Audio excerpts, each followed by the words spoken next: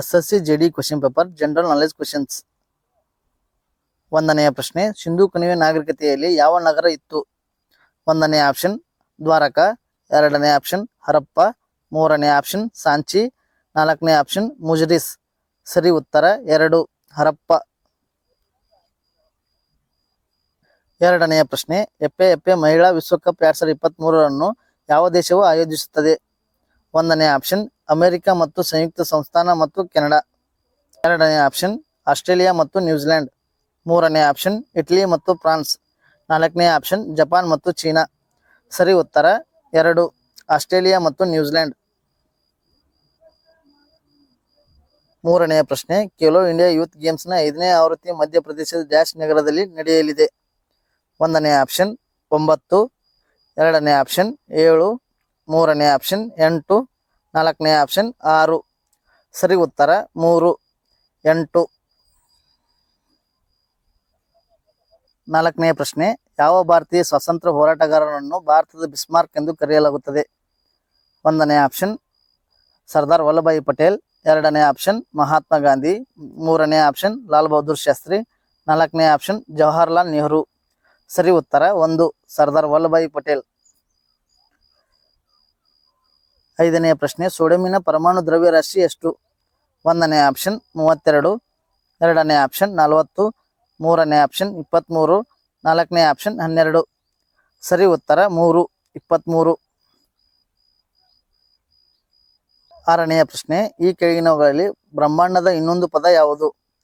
ಒಂದನೇ option big crunch, ಎರಡನೇ option ಖಗೋಳಶಾಸ್ತ್ರ, ಮೂರನೇ ಆಪ್ಷನ್ ಕಾಸ್ಮೋಸ್, ಮೂರನೇ ಆಪ್ಷನ್ ಸೂಪರ್ ನೋವಾ.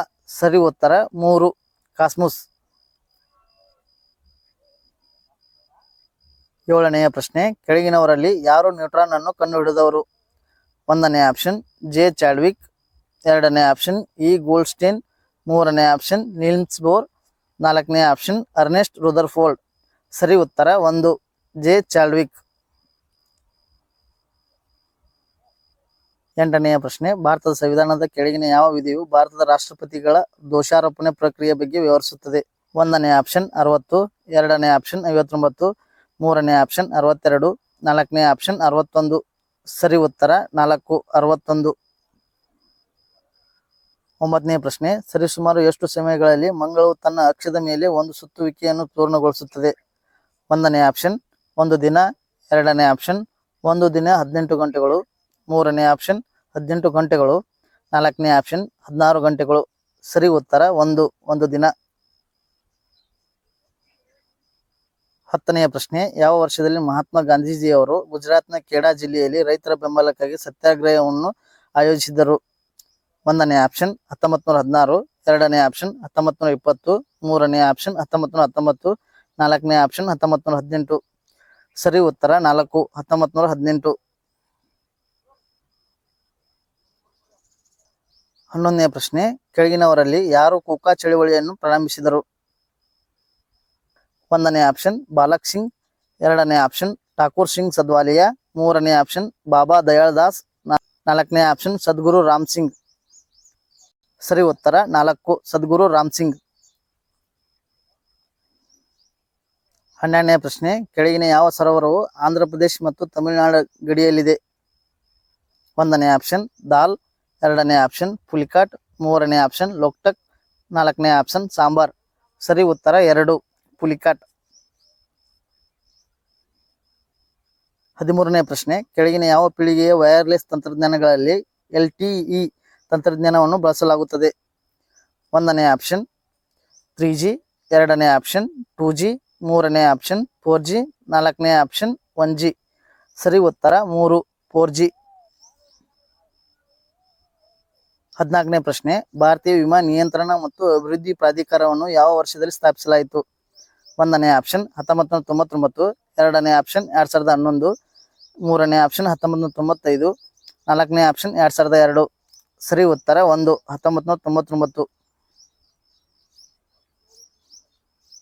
15ನೇ ಪ್ರಶ್ನೆ, 12 ಆಗಸ್ಟ್ ಡ್ಯಾಶ್ ರಂದು ಮೊಘಲ್ ಚಕ್ರವರ್ತಿಯವರು ಈಸ್ಟ್ ಇಂಡಿಯಾ ಕಂಪನಿಯನ್ನು ಬಂಗಾಳದ ದಿವಾನ್ ಆಗಿ ನೇಮಿಸಿದರು? ಒಂದನೇ ಆಪ್ಷನ್ 1765, ಎರಡನೇ ಆಪ್ಷನ್ 1768, ಮೂರನೇ ಆಪ್ಷನ್ 1772, ನಾಲ್ಕನೇ ಆಪ್ಷನ್ 1760. ಸರಿ ಉತ್ತರ 1 1765. 16ನೇ ಪ್ರಶ್ನೆ 2020 ಟೋಕಿಯೋ ಒಲಿಂಪಿಕ್ಸ್ನಲ್ಲಿ ಭಾರತದ ಎಷ್ಟು ಬೆಳ್ಳಿ ಪದಕವನ್ನು ಗೆದ್ದಿದೆ? 1ನೇ ಆಪ್ಷನ್ 4, 2ನೇ ಆಪ್ಷನ್ 2, 3ನೇ ಆಪ್ಷನ್ 1, 4ನೇ ಆಪ್ಷನ್ 3. ಸರಿ ಉತ್ತರ 2.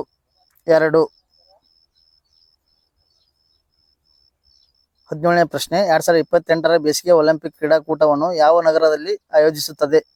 1ನೇ ಆಪ್ಷನ್ ಲಾಸ್ ಏಂಜಲೀಸ್, 2ನೇ ಆಪ್ಷನ್ ಪ್ಯಾರಿಸ್, 3ನೇ ಆಪ್ಷನ್ ನ್ಯೂಯಾರ್ಕ್, 4ನೇ ಆಪ್ಷನ್ ಮ್ಯೂನಿಚ್. ಸರಿ ಉತ್ತರ 1 ಲಾಸ್ ಏಂಜಲೀಸ್.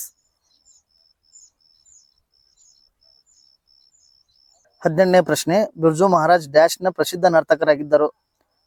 1ನೇ ಆಪ್ಷನ್ ಭರತನಾಟ್ಯ, 2ನೇ ಆಪ್ಷನ್ ಮಣಿಪುರಿ, 3ನೇ ಆಪ್ಷನ್ ಕಥಕ್, 4ನೇ ಆಪ್ಷನ್ ಸತ್ರಿಯ. ಸರಿ ಉತ್ತರ 3 ಕಥಕ್. 19ನೇ ಪ್ರಶ್ನೆ ಕೆಳಗಿನ ಯಾವ ಭಾಗದ ಉತ್ತರ ಭಾಗವನ್ನು ಸಹ್ಯಾದ್ರಿ ಎಂದು ಕರೆಯುತ್ತಾರೆ?